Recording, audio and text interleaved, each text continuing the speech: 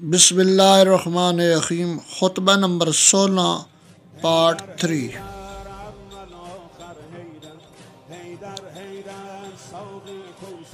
اس خطبہ کا ایک حصہ یہ ہے جس کے پیش نظر دوزخ و جنت ہو اور اس کی نظر کسی اور طرف نہیں اٹھ سکتی، اور جو تیز قدم دوڑانے والا ہے وہ نجات یافتہ ہے، اور جو طلبگار ہو مگر سست رفتار ہو اسے بھی توقع ہو سکتی ہے، مگر جو ارادتاً کوتاہی کرنے والا ہو اسے تو دوزخ ہی میں گرنا ہے۔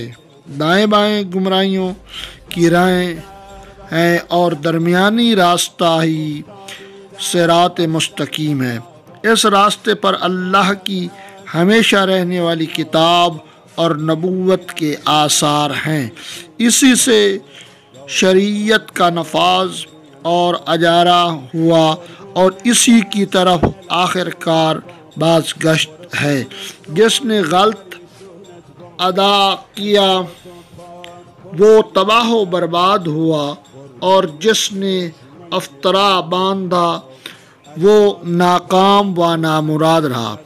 جو حق کے مقابلے میں کھڑا ہوتا ہے تباہ ہو جاتا ہے، اور جو انسان کی جہالت اس سے بڑھ کر کیا ہوگا کہ وہ اپنی قدر و منزلت کو نہ پہچانے، اور اصل و اساس جو تقوی پر ہو برباد نہیں ہوتی، اور اس کے ہوتے ہوئے کسی قوم کی کشت عمل بے آب اور خشک نہیں رہتا۔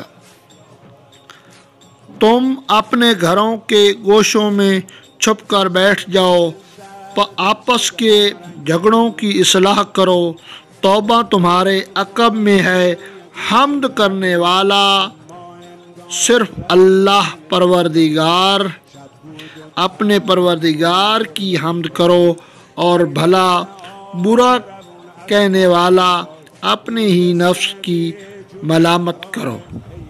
حیدر